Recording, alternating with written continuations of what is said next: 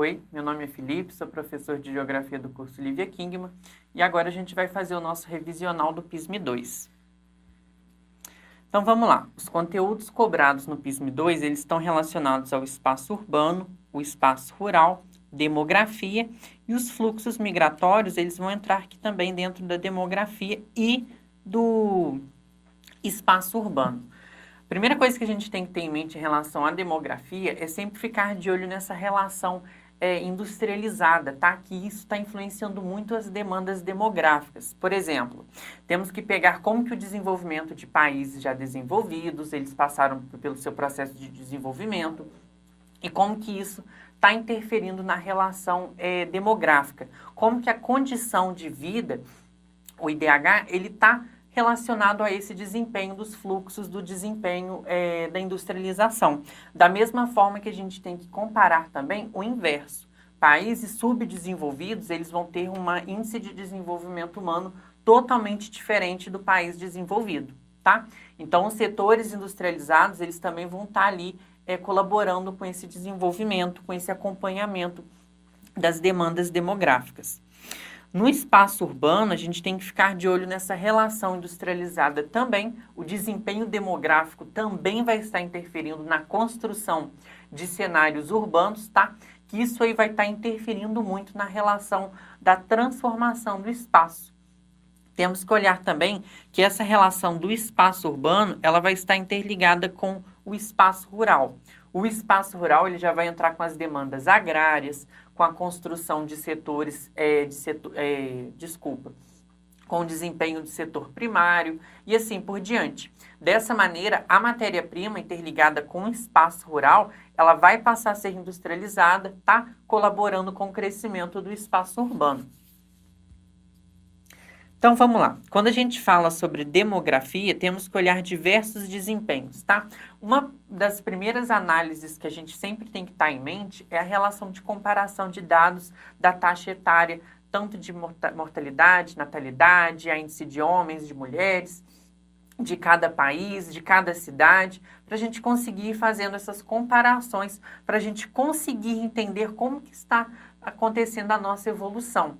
Tá? Hoje em dia, a gente tem que levar em consideração que muitos países, principalmente voltados para o desenvolvimento, países economicamente mais ricos, eles estão passando pelo processo de envelhecimento da população, onde as pessoas estão reduzindo o número de filhos.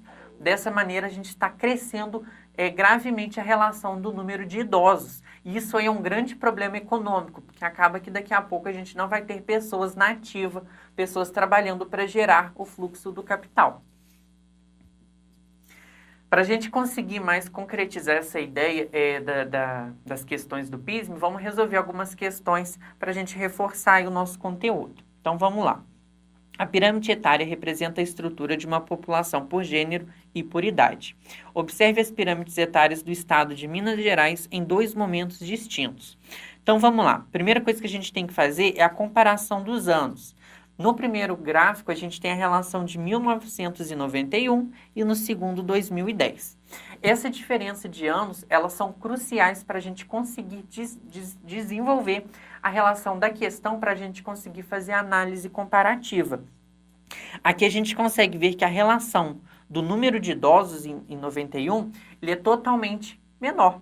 Diferente do 2010, que a gente consegue ver que já teve uma extensão aí.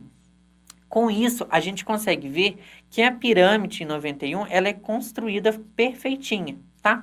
Onde a gente tem um número de menores mais alta e ela vem reduzindo o seu tamanho. Quando chega aqui em cima, nas maiores idades, nos mais idosos, ela já é um fluxo reduzido.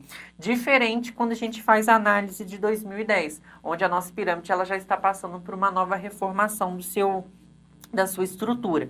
Dessa maneira, a gente consegue ver que o número de pessoas está reduzindo, ou seja, o número de pessoas que estão querendo não ter filhos ou reduzindo a quantidade de filhos está reduzindo nessa estrutura da pirâmide etária, tá? A gente consegue ver a análise aqui, ó, dos mais novos, dos que estão nascendo, ela passou por esse período aí de transição. Então, vamos lá. As alterações na base e no topo da pirâmide têm como causa, respectivamente, Letra A queda da natalidade é a manutenção da expectativa de vida? Então, a queda da natalidade, ela tá certa. O problema é que essa relação da expectativa de vida, ela não está sendo cruciada ali na relação da comparação. Conseguimos ver que a expectativa de vida, ela está aumentando. O problema é que ela não está correspondendo com a relação, tá? B, o aumento da natalidade e o aumento da expectativa de vida. Então, essa aqui também, ela estaria certa se ela não estivesse falando sobre a relação de países emergentes, tá? Isso aí é uma causa de países já subdesenvolvidos. O problema é que esse aumento da expectativa de vida, ele não vai existir em países subdesenvolvidos, tá? Vale a pena lembrar que a gente sempre tem que estar ligado que países subdesenvolvidos, eles vão ter tudo grande. Taxa de natalidade muito grande e a taxa de mortalidade muito grande. Dessa maneira, não vai ter essa relação de uma alta expectativa de vida. C. A queda de natalidade e o aumento da expectativa de vida. Ou seja, aqui a gente consegue desenvolver rapidamente. Houve uma queda de natalidade, igual a gente falou, e aumentou a relação da expectativa de vida. Dessa maneira, a resposta certa é a letra C. Igual eu falei antes sobre essa relação do envelhecimento da população, existem alguns países que começam a criar campanhas para tentar evitar que a população envelheça por si só. Existe uma outra caracterização chamada bônus demográfico.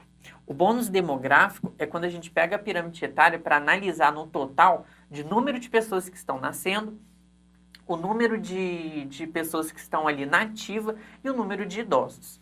Dessa maneira, quando a gente fala que o país tem um bônus demográfico, deixa eu pegar aqui a pirâmide etária para a gente olhar, é quando a gente fala que o número de pessoas na ativa, ele é superior à soma do número de idosos e do número de jovens. Significa que existem mais pessoas trabalhando ali do que o número entre idosos e jovens, tá? Dessa maneira, a gente chama ele de bônus demográfico, porque acaba ele recebendo muito mais, tendo muito mais pessoas na ativa, a economia girando cada vez mais rápido.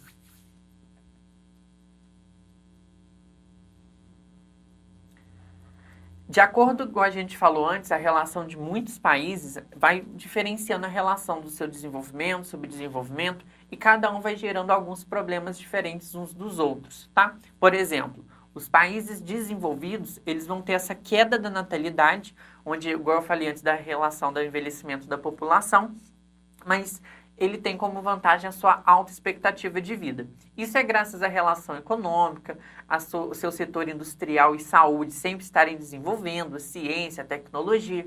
Isso aí vai favorecendo para as pessoas conseguirem estender mais a sua relação de vida. Isso aí também mostra também um grande incentivo do próprio país para incentivar os casais a terem cada vez mais filhos, tá? Porque eles precisam das pessoas para poder trabalhar, para gerar a economia. Dessa maneira, mesmo assim, muitos países estão passando por esse processo de envelhecimento, tá? Portugal, França. Quando a gente faz análise de países subdesenvolvidos, já é o problema o inverso, tá? A taxa de natalidade é muito extensa. Não existe um controle ali de número de pessoas que estão nascendo. Isso aí gera alguns problemas para os países subdesenvolvidos em relação deles não terem o capital e a economia para conseguir manter toda aquela estrutura demográfica. Dessa mesma forma, eles vão ter um problema seguinte, que é a relação da alta taxa de mortalidade.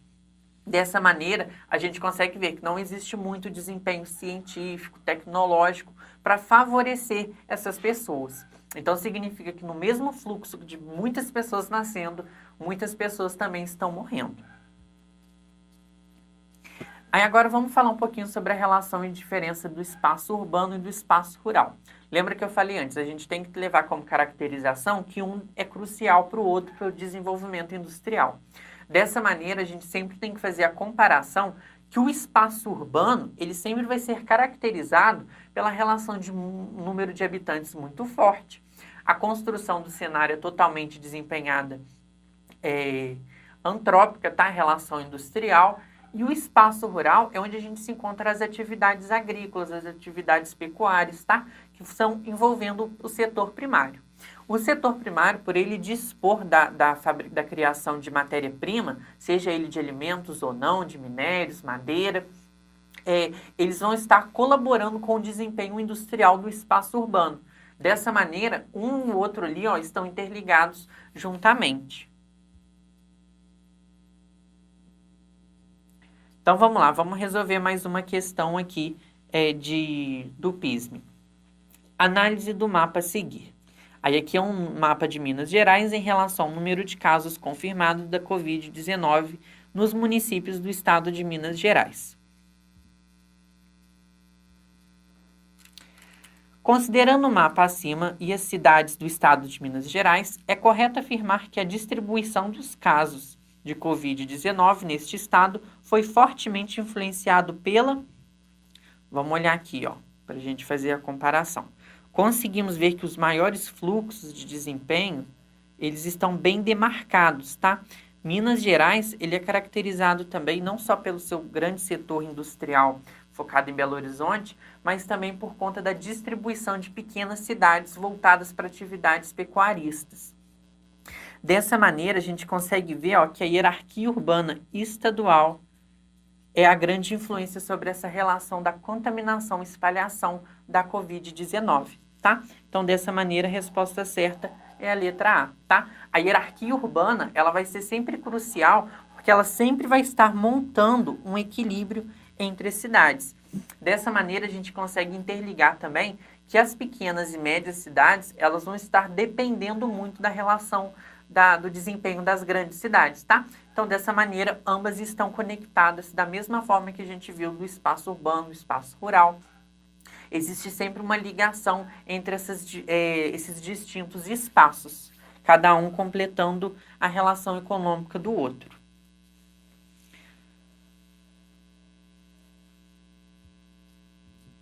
Vamos lá, mais uma questão aqui, A greve dos trabalhadores dos transportes rodoviários de Juiz de Fora durante as medidas de isolamento social em decorrência da pandemia do Covid, em 2020, expôs uma série de questões sociais, sobretudo referentes à saúde pública e à estabilidade dos trabalhadores em seus empregos.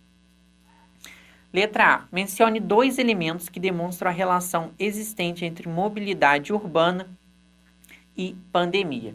Então, vamos lá. O que a gente pode colocar? A gente sempre tem que destacar a relação das doenças, tá? Dos casos que a gente viu em relação à pandemia. E, infelizmente, a gente não pode deixar de interligar a relação do social, onde os trabalhadores eles estavam sempre expostos ao risco de serem contaminados. Da mesma forma, a gente consegue fazer a análise de uma carência de um seguro ali de proteção ao empregado, ao motorista, ao trocador, tá? Em relação ao fluxo de transporte. E isso a gente consegue ver que existe uma falta aí de ligação com esses tipos de trabalhadores. Da mesma forma que a gente consegue ver que os motoristas, eles não pararam de trabalhar, os mercados, as farmácias, elas também não pararam. Dessa maneira, eles estão aí interligados nessas mesmas demandas. Cite 3 consequências no mundo do trabalho decorrentes ao isolamento social adotado em diversos países do mundo mediante a pandemia do Covid-19. Então, vamos lá. A gente pode colocar a relação do desemprego, onde muitas pessoas acabaram perdendo seu emprego ou perdendo seu emprego para outras pessoas para reduzir o número de contratantes. Conseguimos colocar também a relação de muitas pessoas agora não estavam mais fazendo a circulação de chegar até o trabalho, começaram a trabalhar dentro das suas próprias casas, tá? O home office, que isso aí também integrou muita relação industrial. E a gente consegue ver também sobre essa relação da redução de dinheiro, a relação da redução do salário, que acaba empregando também essa contaminação aí, tá? Que foi interferindo na economia durante a nossa pandemia, que acabou que isso aí gerou cada vez mais conflito econômico, tá? Então a gente pode classificar aí o desemprego, o home office e a relação da redução de salário. Vamos lá, mais uma questão. As cidades brasileiras estão ficando com as ruas cada vez mais ocupadas por motos e automóveis. Os impactos negativos são sentidos pela população com a perda da mobilidade urbana. Com o aumento recente da frota de veículos particulares no país, inúmeros problemas urbanos ganharam uma dimensão ainda maior. Os problemas urbanos, a gente sempre tem que concretizar eles em relação a como que o setor industrial e o setor agrário, eles contribuem para problemas ambientais, tá? Então, a gente fala sobre a relação das ilhas de calor, a gente tem que falar sobre a relação da desertificação de solos, o desmatamento, as queimadas, as mineradoras e assim por diante. Mencione 3 problemas decorrentes do crescimento da frota de veículos. Então, a gente pode falar sobre a relação da poluição visual, tá? Onde muitos carros ali engarrafamentos, são construídos, tá? Gerando grandes problemas. Podemos colocar também a relação de risco de pessoas, tá? Onde fica mais propício a acontecer acidentes com muitos carros. E quando a gente fala sobre essa relação ambiental, a gente não pode esquecer de citar a relação da poluição atmosférica, gerando cada vez mais impactos do aquecimento global, construção de ilhas de calor e assim por diante, tá? A mudança aí na temperatura por conta da aglomeração de veículos. B. Explique 2 políticas públicas orientadas para a mobilidade urbana. Então, o que a gente pode falar? A gente pode falar sobre o aumento do transporte público, reduzindo o número de carros, tá? Por exemplo, a gente tira 10 carros para um ônibus, ou seja, isso aí vai reduzir o número de veículos. E a gente pode pensar também em algo mais científico, mais tecnológico, na tentativa de buscar transportes que sejam mais viáveis em relação a causar menos impactos ambientais, de maneira mais sustentável. Agora, falando um pouquinho sobre o desempenho de migração e demografia, existe uma grande demanda de migração, vários tipos de migração. O problema é que algumas delas resultam em grandes problemas, e um deles está relacionado à xenofobia, tá? Que são aquelas pessoas intolerantes com outras culturas, com outras raças, com outras etnias. Então, vamos lá. A embaixadora das Filipinas do Brasil está sendo acusada de agressão contra a empregada doméstica que trabalhava em sua residência. Maricu Mauro foi flagrada por câmeras de circuito interno e outra mulher em várias ocasiões. Nos vídeos, a diplomata é vista dando beliscões, puxando a orelha e empurrando a trabalhadora. A vítima das agressões não reage à violência, apenas tenta se esquivar. A empregada de 51 anos também é de origem filipina e ficou com a aparência mais debilitada desde que começou a trabalhar na residência, segundo funcionários da embaixadora ouvidos pela reportagem. Nem a embaixadora e nem o Itamaraty se manifestaram sobre a denúncia e a investigação. O uso de estrangeiros ou migrantes para a realização de trabalhos pesados, mal pagos e sem garantias sociais parece ser bem antigo. A própria origem da palavra escravo traz a si o sentido do estrangeiro, os povos eslavos, que vem do latim eslavos ou esclavos, de grego bizantino esclavos, que eram escravizados pelos povos germânicos entre os séculos 9 e 10 na Europa medieval, tá? Ou seja, aqui a gente faz uma comparação com anos atrás, como que era a relação social com estrangeiros e agora, atualmente, tá? Quando a gente consegue enxergar esses casos que, infelizmente, ainda ocorrem. Marque a opção que explique corretamente a relação entre o uso de mão de obra estrangeira e a exploração do trabalho de suas formas mais cruéis. Então, vamos lá. Os estrangeiros normalmente são melhores remunerados por realizar tarefas mais pesadas? Não. Quando a gente faz essa comparação, a gente consegue fazer até pegar como exemplo a relação de ucranianos, venezuelanos, que são pessoas saindo de países conturbados por crises e conflitos, e infelizmente eles não são mais remunerados do que o restante do país, dos nativos do país, independente de se o trabalho é mais leve ou se é mais pesado, tá? B. Os estrangeiros são protegidos por tratados internacionais e não sofrem exploração?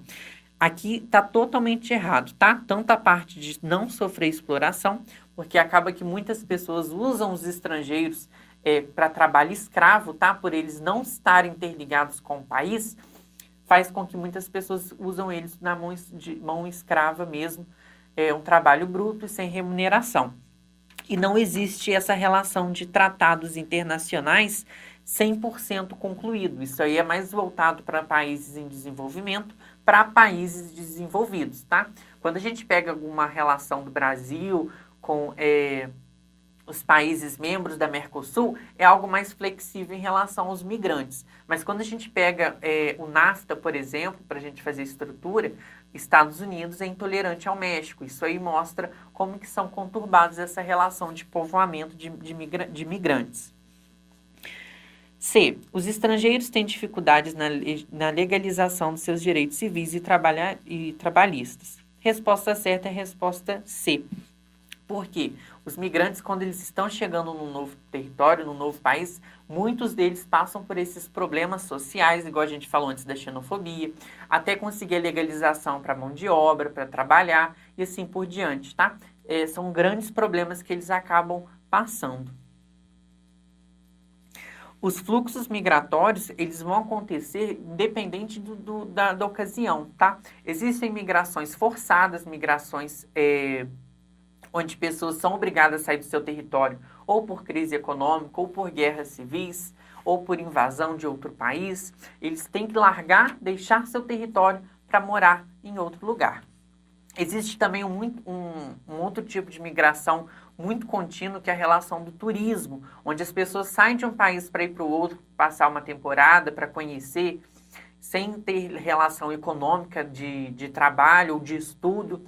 Apenas esse ato de ir lá em outro país, ou de outra cidade, de outro estado, apenas para conhecer, para passear, é uma prática do turistar, que acaba também sendo um tipo de migração. Existe a migração sazonal, onde as pessoas migram temporariamente em determinada época do ano, e assim por diante. Vamos lá, mais um exercício aqui para a gente. Leia o trecho a seguir. O presidente dos Estados Unidos, Donald Trump, disse neste domingo a um grupo de congressionistas democratas que nasceram na América para voltar e ajudar a consertar os lugares totalmente quebrados e infestados de crime onde vieram. O comentário foi condenado pelos democratas e classificado como racista. A declaração foi dada no mesmo dia no qual foi anunciado o início de uma operação para prender cerca de 2.000 imigrantes em situação irregular nos Estados Unidos. Até o início da tarde, não foram reveladas informações sobre o andamento desta ação. Casos de racismo e xenofobia têm sido recorrentes desde que o processo migratório e a globalização formaram um elo inesperável desde a última metade do século passado. Crises recentes e a ascensão de governos da extrema direita ao redor do mundo têm elevado o tom das críticas. Vamos lá. Cite 2 fatores responsáveis pela migração de estrangeiro para países desenvolvidos. Aqui a gente pode falar sobre a relação de pessoas na tentativa de buscar uma qualidade de vida melhor, um trabalho melhor, uma remuneração melhor. E a gente também pode falar sobre a relação de pessoas que estão realizando a migração forçada, tá? Onde eles estão fugindo, saindo desesperadamente dos seus países nativos para tentar sobreviver, tá? Não é nem em relação de uma qualidade de vida melhor, não. Eu digo em relação da própria sobrevivência, onde eles vão para lá para tentar sobreviver, sair de algum conflito, de alguma crise, ou até mesmo uma catástrofe natural. B. Cite 2 aspectos positivos relacionados ao encontro de diferentes povos. Aqui a gente pode ver uma relação de maior oferta de mão de obra, onde muitas pessoas vão estar interligadas aí com diferentes tipos de trabalho. E a gente também pode falar também sobre a troca de informação em aspecto cultural, onde ali vai haver uma troca de participação de ambas as partes, de ambas as culturas.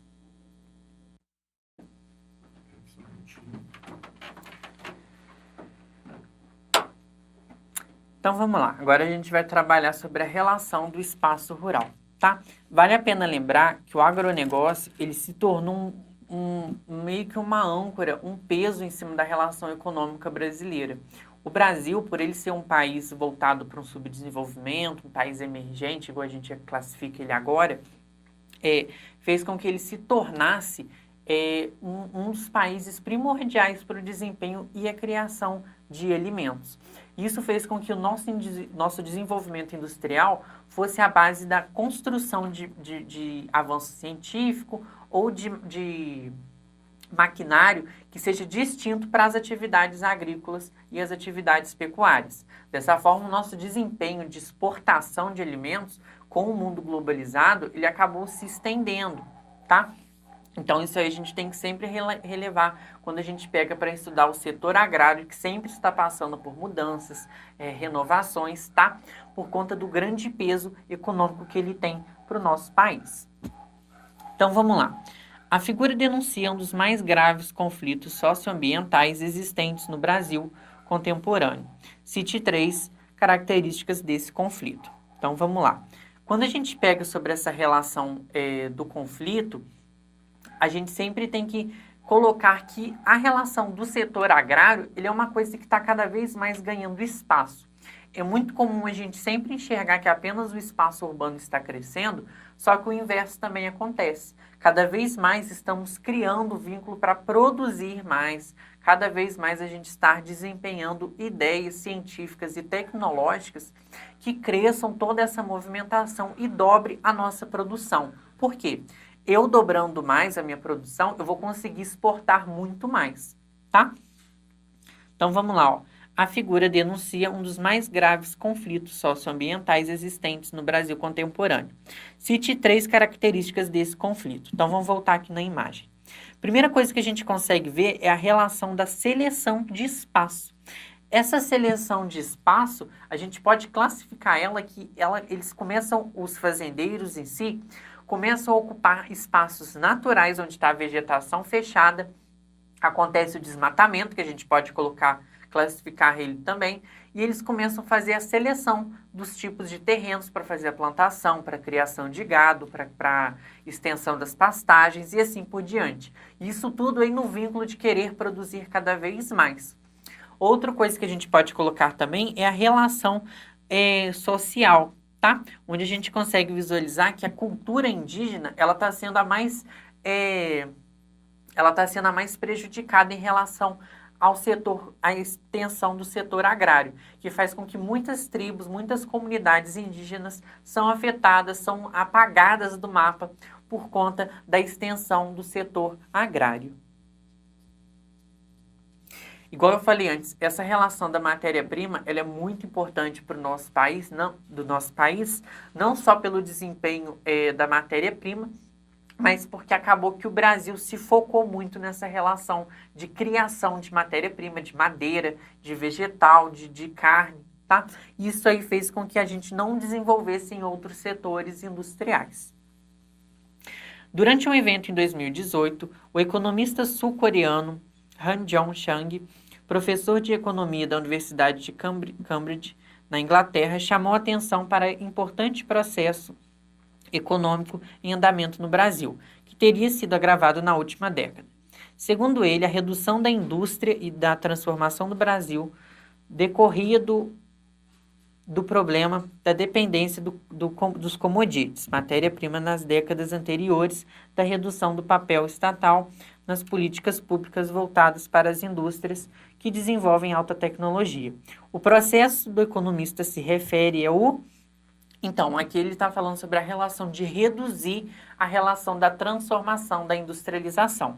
Dessa maneira, a gente está falando da resposta da letra B, a desindustrialização, que é reduzir mesmo esse cenário, esse desempenho industrial, as atividades industriais, não só para evitar o desgaste de commodities, de matéria-prima, mas também que isso aí vai influenciar na baixa contaminação do espaço ambiental, tá? Evitando catástrofes e problemas ambientais. Dessa maneira, ele está falando tanto sobre a relação de economizar, tá? Evitar gastos econômicos, gastos financeiros, mas também em relação que isso aí vai impactar cada vez menos na relação ambiental, agredindo menos o nosso espaço natural. Então, a gente encerra aqui o nosso revisional do PISM 2.